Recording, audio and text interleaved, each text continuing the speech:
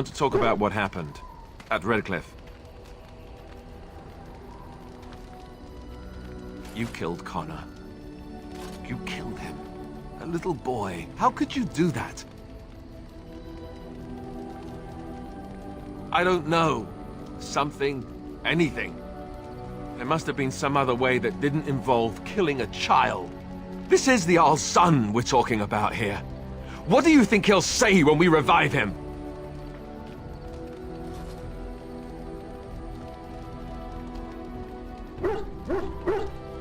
I just don't know how you could do it, how you could make that decision.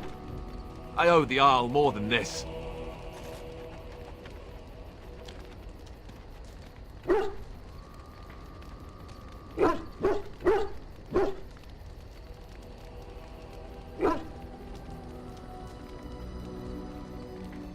You're right. Of course you're right.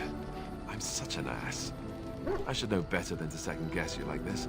Oh, why am I getting on your back about it? You did what you had to. It's just... all this death. Never mind. Let's just stop there before I do more than shove my foot in my mouth like an idiot.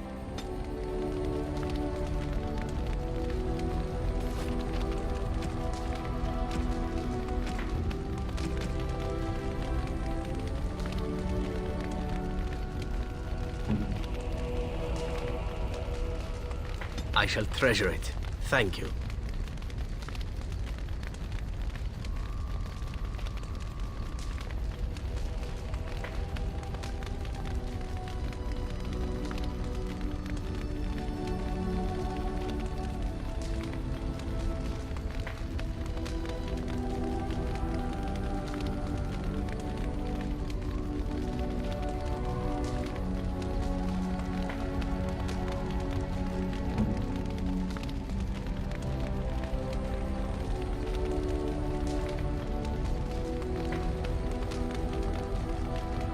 I am impressed. My thanks.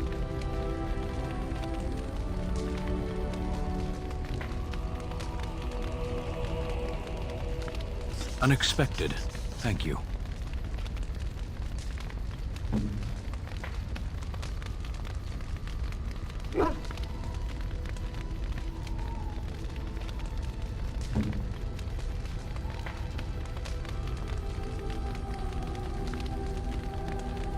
What? You found Flemeth's grimoire? Ever since we discovered the condition of the Mage's Tower, I had wondered if it might be recoverable, but I had yet to speak of it to you.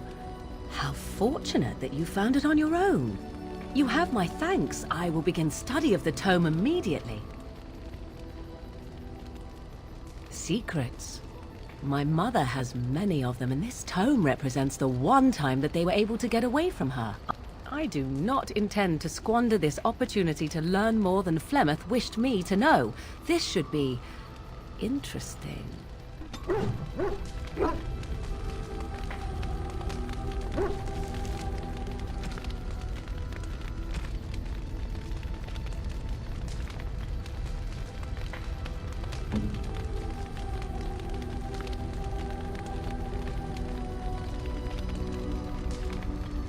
Is that for me? Really? Wow! Wow!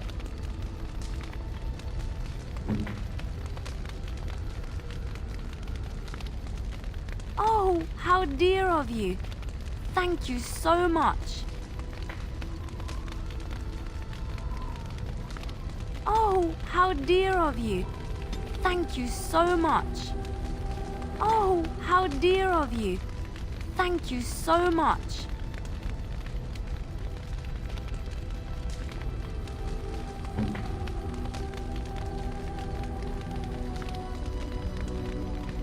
A generous gift. Thank you ever so much. A generous gift. Thank you ever so much.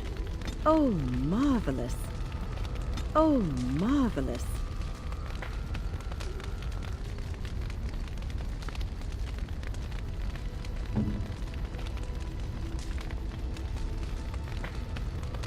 A fine gift. You have my thanks.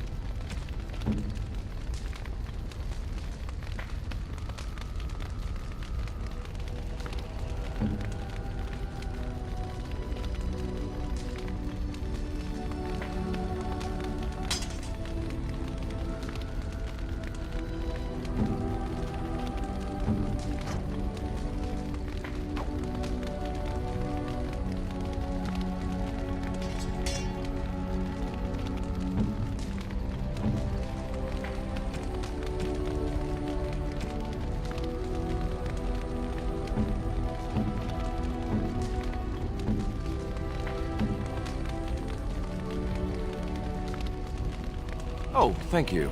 That's very nice. Oh, thank you. That's very nice. Oh, thank you. That's very nice. Oh, thank you. That's very nice. Oh, thank you. That's very nice.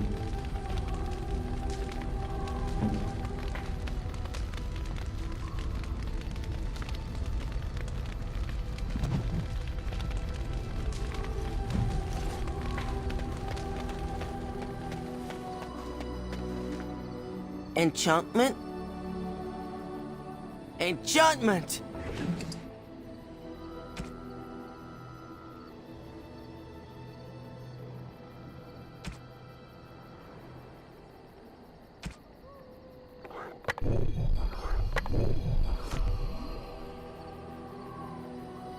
Enchantment?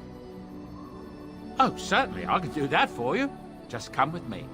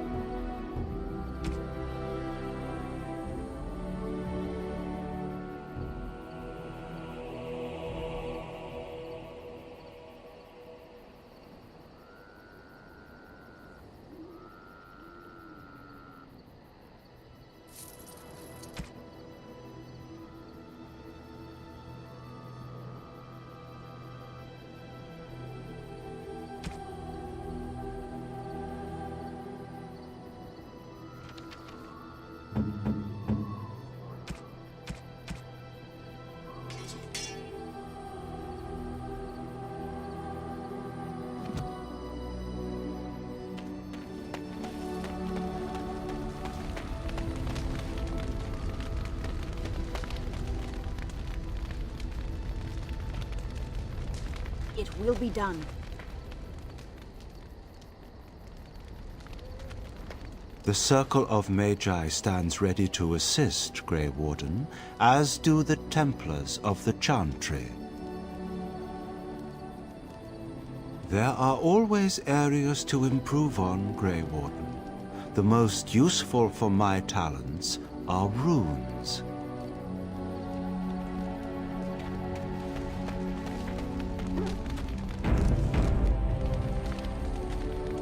It's been a long day. Rest would be welcome. Yes, of course. I am just a little weary. As you may have noticed, I'm no spring chicken.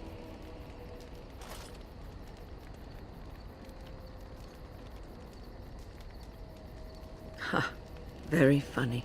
But in all honesty, I do not know how many years I have left in me. I have lived for such a long time, but there is always something else to do. And I have to keep going in order to do it. I think I will be glad when I am done. Oh, no. I'm not the sort of person that leaves things unfinished. I'll see this through, I promise. Have you encountered many abominations, apart from the ones in the Circle Tower?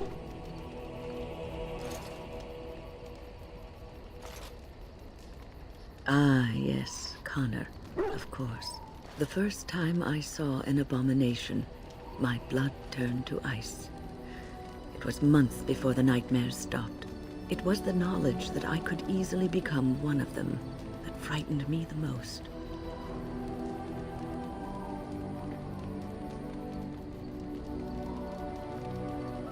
Every mage is vulnerable, no matter how accomplished or powerful. That is the first thing we learn, and overconfidence can lead to recklessness. One slip. All it takes is one slip, and everything you are is simply gone, replaced by madness. And there is no turning back, or at least that's what they say. Of late, I have begun to wonder if there is any way an abomination can be cured. Or if a mage could be so possessed and still retain their sanity, their humanity.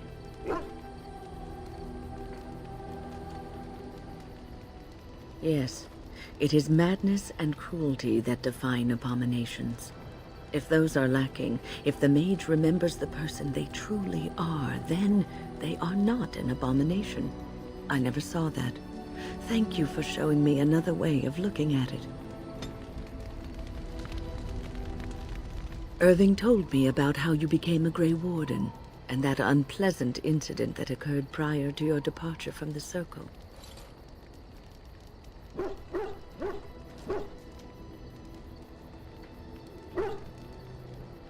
None other. I respect the decision you made, and the way you handled it. And it did not seem to affect Duncan's desire to recruit you. But that aside, you're a Grey Warden now, and perhaps I presume too much by saying this, but the Circle is proud of you.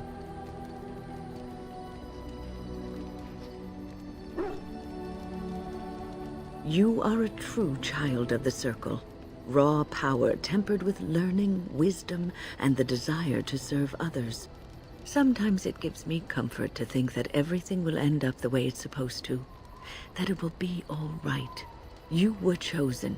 You survived the joining when others did not. Perhaps it was meant to be.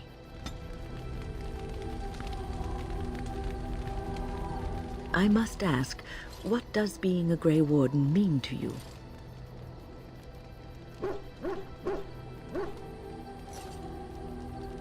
There's that, of course. But there's more to being a Grey Warden than killing Darkspawn and saving the world from the Blight. Ultimately, being a Grey Warden is about serving others. About serving all people, whether elves or dwarves or men.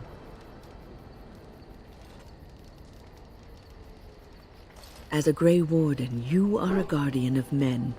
And you guard them because their continued existence is more important than you are. Thus it is you who serves, not they.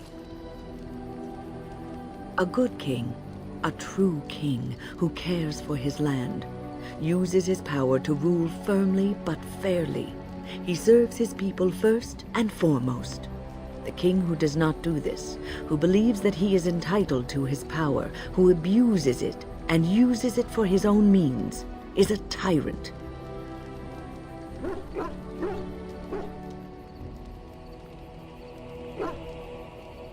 If you live apart from others, and your actions affect only you, then you may do as you wish. But if you have power, influence, and strength, your every action will be as a drop of water in a clear, still pond. The drop causes ripples, and ripples spread. Think of how far they will go, how wide they will become, how will they affect the pond. But I've lectured enough for today. I should stop before I wear out my welcome.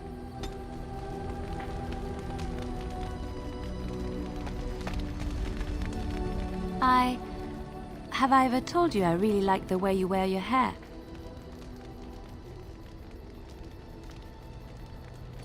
It's very nice and it suits you. Simple. Not like the elaborate hairstyles we wore in Orlais. They involved flowers, ribbons, jewels. 1 year, feathers were all the rage, and Lady Elise decided she needed to outdo everyone else, and actually wore live songbirds in her voluminous hair. The chirping was quite charming for a while, but you must realize, terrified little birdies often have loose bowels.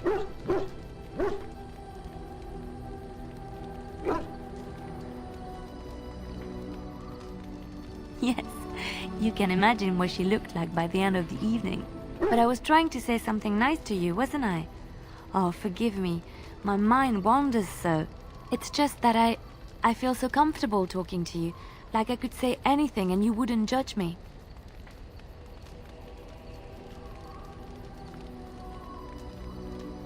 You see? This is what I mean. You're such a pleasure to talk to. I haven't felt this close to anyone in a long time. I really enjoy your company.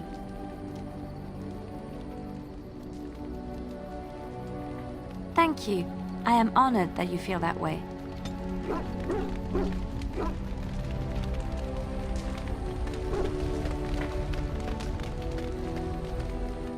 Oh, look at what your fool dog placed in my pack.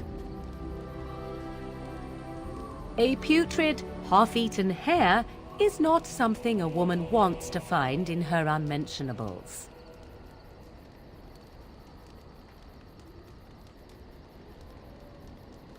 I think I have enough meat where it counts, and I certainly don't need it in my pack. The dirty mongrel can have this back. There.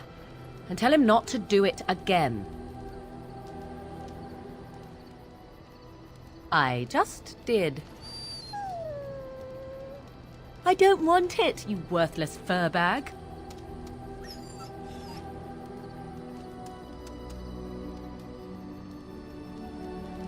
He is certainly manipulative, I can tell. I do it too.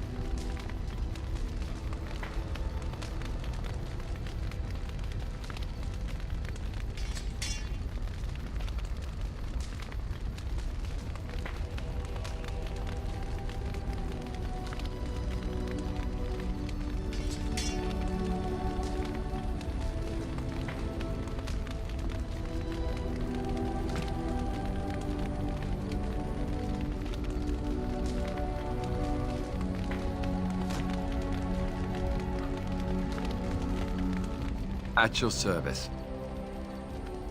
Of course.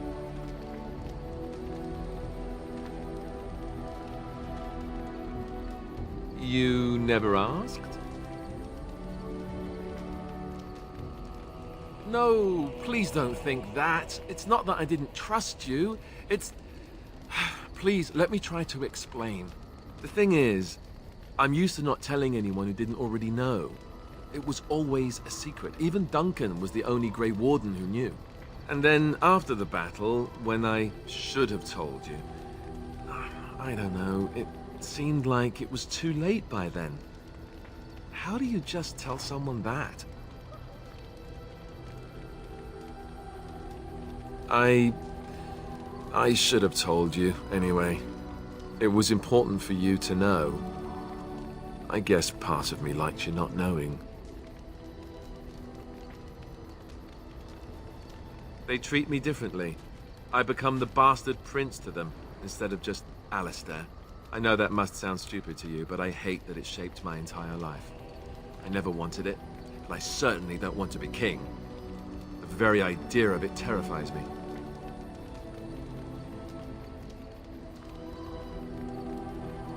For all the good it does me, my blood seems certain to haunt me no matter what I do.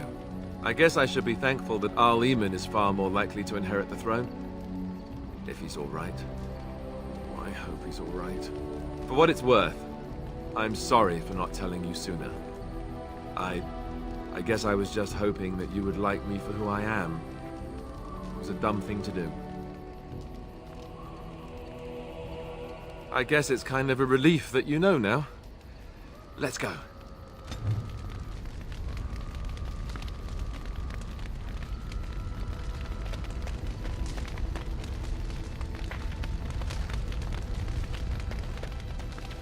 What's on your mind?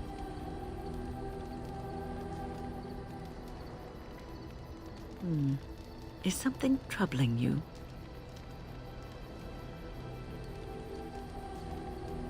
No one said it would be easy. You are one of the 2 surviving Grey Wardens in Ferelden. You defend all of us, and much rests on your shoulders. It may not mean much to you, but thank you for having the courage to continue to fight. And that gives me hope.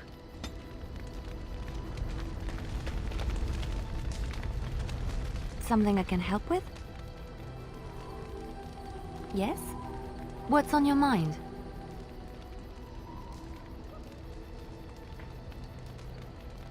Of course I do. I love stories far too much to keep them to myself. Everyone should be able to benefit from them, I think. I know one, told to me by my mother a long time ago. It always chilled me to the bone. Maybe you have heard of Flemeth? Are you sure? Was she the Flemeth of legend? Flemeth, the devourer of men? Flemeth, mother of witches? Flemeth, demon-touched, who dwells in the mists? Well, if Flemeth really exists, she would be very, very old indeed. Ferelden mothers scare their daughters with talk of Flemeth. They say that if you're bad, Flemeth will spirit you away and bind you to her forever. They also say that Flemeth mourns her lost beauty and will steal yours through your looking glass if she catches you. Flemeth's beauty was known throughout the land. She had hair like unto a moonless night, skin as pale as winter's first snow, and eyes as beautiful and perilous as the sea. When she came of age, she came to the attention of the Lord of Highever, Conobar, and he took her for his wife. Conobar soon learned that his young bride had the gift of magic. He kept this a secret, for he feared that she would be taken from him. Flemeth stayed with Conobar for some years, and with his blessing, she practiced her art. And then one day, a young poet named Osen came to the castle. Flemeth was captivated by Osen's voice, and he by her beauty, and they fell in love. Flemeth longed to be with her true love, and she and Osen fled from Conobar's lands, seeking refuge in the Kokari wilds with the Chasing tribes. They lived there happily for many a year, till the day Flemeth received news that Conobar was dying and longed to see her face one last time. Flemeth's heart swelled with pity for the man who once was her husband, and begged Osen to return to Conobar's side with her. But when Flemeth and Osen entered Highever, they were captured by Conobar's men, and Osen was slain in front of Flemeth's eyes. Flemeth was imprisoned in the highest tower of the castle, there to await Conobar's judgment on her.